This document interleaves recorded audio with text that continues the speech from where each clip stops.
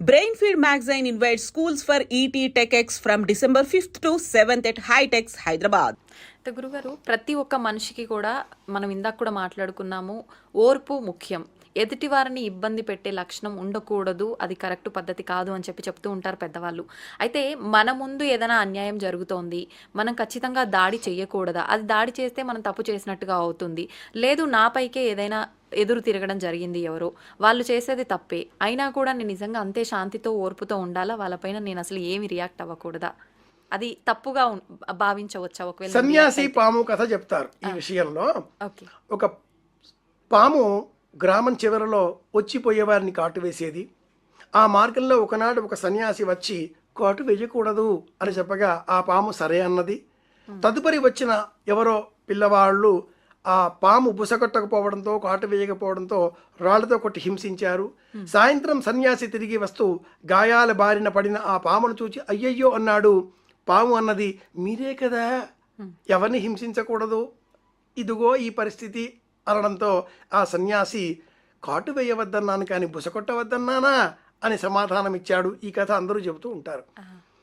మార్గశీర్ష మాసంలో భగవద్గీత ద్వారా తెలుసుకోవాల్సిన కథ మరి ఒకటి ఉంది.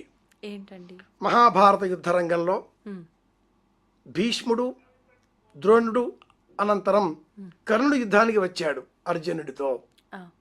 నారాయణాస్త్రం, గొప్ప దివ్యమైన అస్త్రాన్ని సంధించాడా కర్ణుడు. ఈ క్షణంలో అర్జునుడు దిక్కుతోచక ఏం చెయ్యాలి, మరో అస్త్రం ఏది సంధించాలి, నారాయణాస్త్రానికి ప్రతి అస్త్రం లేదు, ఇక్కడ తల వంచవలసిందే లేదా మరణించవలసిందే.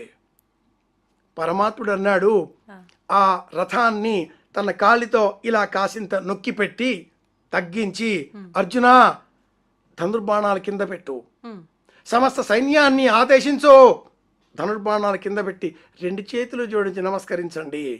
అందరూ నమస్కరించారు. దానితో ఆ నారాయణాస్త్రం చేసేదేమీ లేక వెళ్ళిపోయింది. కర్ణుడు నాగాస్త్రం సంధించాడు. ఈ నాగాస్త్రానికి కూడా ప్రతి అస్త్రం అర్జునుని వద్ద లేదు. తల వంచాలి. ఆ నాగాస్త్రం వచ్చి అర్జునుని శిరస్సు పైన ఉండే కిరీటాన్ని నేలపైన పడవేసింది. తప్పు లేదు. అవసరం ఉన్నప్పుడు తగ్గితే తప్పేమీ కాదు, తప్పేదేమీ లేదు. కాస్త తగ్గడం తెలుసుకున్నవాడే జీవితంలో నెగ్గగలుగుతాడు. ఇది భగవద్గీతలో పరమాత్ముడు మనకు బోధించిన ప్రత్యక్ష సత్యం. తెలుసుకోవాలి అంటే భగవద్గీత చదవాలి. నిజంగా మనం భగవద్గీత చదవడం, ఆచరించడం వల్ల ఎవరో ఏదో వచ్చి చెప్పాల్సిన అవసరం లేదు. మనకి మనమే ప్రతి ఒక్క దాంట్లో మార్పు చేసుకోగలం. మేనేజ్మెంట్ టెక్నిక్స్ తెలుసుకోవాలి అంటే భగవద్గీత చదవాలి. గురుగారు, తగ్గితే తప్పు లేదు, మనం తగ్గొచ్చు. అయితే కొన్ని సందర్భాల్లో మనం తప్పు చేస్తూ ఉంటాము, కానీ ఎదుటి వాళ్ళకి కనీసం ఒక సారీ చెప్పడం కానీ ఏమీ ఉండదు, ఇంకా అహంకారంగా బిహేవ్ చేస్తుంటాం. కానీ పెద్దవాళ్ళు చెప్తారు కదా, పశ్చాత్తాపానికి మించిన ప్రాయశ్చిత్తమే లేదు అని చెప్పి. అంటే మనం చేయాల్సిన తప్పు చేసి ఒకవేళ సారీ చెప్తే ఆ తప్పు అక్కడికి క్షమించబడుతుందంటారా? పడదు. మరి తెలిసి చేసినా తెలియక చేసినా తప్పు తప్పే. అవశ్యం అనుభోక్తవ్యం కృతకర్మ శుభాశుభం. కర్మ సిద్ధాంతం ఏం చెబుతుంది అంటే, తెలిసి చేసినా తెలియక చేసినా తప్పు తప్పే.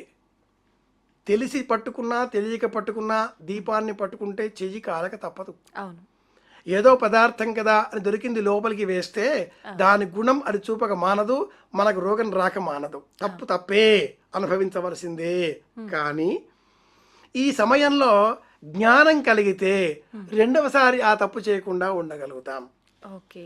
ప్రాయశ్చిత్తం అన్న పదానికి అర్థం ఏమిటి అంటే, చేసిన తప్పు తప్పు అని తెలిసిన తర్వాత మళ్ళీ చెయ్యకపోవడమే ప్రాయశ్చిత్తం. అంతేకాని తప్పు చేశాం, ప్రాయశ్చిత్తం క్షమించండి అని చెప్పాం, లేదు ఆ సమయానికి వాళ్ళని ఏదో వేడుకున్నాం, మళ్ళీ అదే చేస్తాం, ఈ రెండవసారి అనేసరికి ఆ తప్పు ఫలితం రెండింతలు మనం అనుభవించవలసి ఉంటుంది. తెలిసి చేసిన దోషము తెలియక చేసిన దోషము రెండూ ఫలితాలు మనకు తప్పకుండా అనుభవించవలసిందే. కానీ తెలిసి చేసిన దోషము ఎక్కువ అవుతుంది. చిన్నపిల్లవాడు తెలియక దీపం పట్టుకున్నాడు, వాడికి కలిగే దుఃఖం తక్కువ. మనము ఇది దీపము చెయ్యి కాలుతుంది అని తెలిసి పట్టుకున్నాం, మనకు కలిగే దుఃఖం ఎక్కువ. కనుక శాస్త్రంలో ఏం చెప్పబడి ఉంది అంటే, ఎవరైనా ఏదైనా మనకు అపకారం చేస్తే అపకారం చేసిన వారిని మనం మర్చిపోవాలి, అపకార సందర్భాన్ని మనం మర్చిపోవాలి. చేసిన వ్యక్తి పశ్చాత్తాపం ప్రకటించి ఈ తప్పు నేను మళ్ళీ చేయను అన్నా అనకపోయినా మనం వారిని ఆదరించాలి. కానీ వ్యక్తిగా అతడి బాధ్యత అతడు గుర్తించి నేను ఈ తప్పు మళ్ళీ చేయను, పొరపాటైంది అన్నాక మళ్ళీ చేస్తే అప్పుడు దండించక తప్పనిసరి పరిస్థితి, దండించవలసిందే. అంటే దండించినా మనకి ఎటువంటి దోషం ఉండదా? రాదు. ఓకే. ఎందుకని ఆ తప్పుకు అతడు ఆ దోషం అనుభవించవలసి ఉన్నది. మన ద్వారా పరమాత్ముడు ఆ శిక్షను నిర్ణయించాడు, పరిపూర్ణం చేస్తున్నాడు. ఇందాక మీరు గజేంద్ర మోక్షంది చెప్పింది, ఆ కథ ఇక్కడ ఉపయోగపడుతుంది. ఎలా మనం ప్రవర్తించాలి, మనం ఏ నిర్ణయాన్ని, ఏ దోషాన్ని, ఏ వ్యక్తిని ఇది మీరు చేశారు అని నిర్ణయించి శిక్షించే అర్హత కలవాళ్ళం కాం. మన ద్వారా పరమాత్ముడే ఆ శిక్షను పూర్తి చేస్తాడు. మనం తక్షణం చేయవలసింది ఏమిటి అంటే మౌనం వహించడం, ఆ వ్యక్తి నుంచి దూరం కావడం, ఆ పరిస్థితులకు దగ్గరగా వెళ్ళకపోవడం. ఇగ్నోరెన్స్ అనే ఒక పదం ఉంది, అలాగే మర్చిపోవడం అనే పదాన్ని వాడుతూ ఉంటాం. ఇన్నోసెన్స్, ఇగ్నోరెన్స్ అనే రెండు పదాలలో ఇన్నోసెన్స్ అమాయకత్వం, ఇగ్నోరెన్స్ మర్చిపోవడం. ఈ రెండింటికంటే కూడా మించింది ఫర్గెట్ఫుల్నెస్, అది ఇంకా పెద్దది. మనిషికి మరపు దేవుడిచ్చిన వరం. ఆ మరుపు లేకపోతే అనుక్షణం మన మనస్సు వేదనకు గురి అవుతూనే ఉంటుంది. ఇది పశ్చాత్తాపం, ఇది ప్రాయశ్చిత్తం. శాస్త్రం ఏం చెబుతుంది అంటే కృతే సకల దోషార్థం. మనం చేసిన సమస్త పాపాలకు, దోషాలకు, నేరాలకు, అన్యాయాలకు, అక్రమాలకు, అబద్ధాలకు, అనైతిక ప్రవర్తనకు శాస్త్రం విధించేటటువంటి చెప్పినటువంటి పరిహారం ఒకే ఒక్కటి, అభోజనం. భోజనం చేయడం మానేయాలి, అప్పుడు వాటన్నిటికీ పరిహారం అవుతుంది. భోజనం చేయడం మానేయాలి, భోజనం పైన మమకారం తీసేయడం, మమకారాన్ని వదులుకోవడం చేయాలి. పూర్వం భారవి అనే ఒక మహాకవి పరమాద్భుతమైన కవిత్వం వెలగించడంతో ప్రపంచమంతా కీర్తించింది.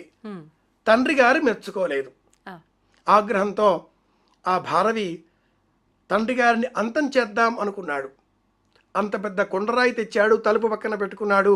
అర్ధరాత్రి సమయంలో శిరస్సు పైన వేద్దాం అనే ఆలోచనతో వేచుకొని కాచుకొని ఉన్నాడు. తల్లి రావడంతో తండ్రి గారు లేచి కూర్చున్నారు. ఇద్దరు మాట్లాడుతున్నారు. ఏమండి, పిల్లవాడిని మెచ్చుకోకూడదా? తండ్రి అన్నాడు, నేను నా కొడుకును మెచ్చుకుంటే వాడికి ఆయుక్షీణం, నేను మెచ్చుకున్న మరుక్షణం వాడు నేర్చుకోవడం మానేస్తాడు. అద్భుతమైన కవిత్వం, కానీ నేను ఆ మాట అన్న మరుక్షణం వాడు కొత్తది నేర్చుకోవడం మానేస్తాడు. జీవితంలో ఎప్పుడూ ఎదుగుతూనే ఉండాలి, నేర్చుకుంటూనే ఉండాలి. బాధపడ్డ భారవి పాదాలు పట్టుకున్నాడు. తండ్రి ఏమని శిక్ష వేశాడు అంటే, నీవు వెళ్ళి మీ అత్తవారింట్లో 6 నెలలు జీవితం గడిపిరా, ఇదే శిక్ష. భారవి అన్నాడు, ఇది ఆనందమే అత్తవారింటికి వెళితే, నీకే తెలుస్తుంది. ఎన్ని రోజులు ఉంటావో మాత్రం చెప్పకు, ఎందుకు వచ్చావో చెప్పకు. 6 నెలలు నీవు మీ అత్తవారింట్లో ఉండిరా, ఇదే శిక్ష. భారవి వెళ్ళాడు. అత్తవారు ఆదరించారు. 1వ రోజు, 2వ రోజు, 3వ రోజు, 1 నెల, 2 నెలలు, 3 నెలలు. తదుపరి నెమ్మదిగా బావమరిది చేతికర్ర చేతికిచ్చాడు. వ్యవసాయ క్షేత్రానికి, పొలానికి వెళ్ళమన్నాడు. పశువులు కాచవలసి వచ్చింది, పొలం దున్నవలసి వచ్చింది, కలుపు తీయవలసి వచ్చింది, నాట్లు వేయవలసి వచ్చింది, వ్యవసాయంలో పనులు చేయవలసి వచ్చింది. అందరికీ మిగిలి పెట్టిన తర్వాత మిగిలిన ఆహారాన్ని తినవలసి వచ్చింది. అభోజనంగా పస్తు ఉండవలసి వచ్చింది. కనుకనే 3వ నాడు మురికి చుట్టం అన్న సామెత మన ఇంట్లో మొదలైంది. అలిగి అత్తవారింటికి వెళ్ళకూడదు అన్న సామెత ఇలా పుట్టింది. ప్రతి దోషానికి ప్రాయశ్చిత్తం ఉంటుంది, ప్రతి పాపానికి శిక్ష ఉంటుంది. పరమాత్ముడు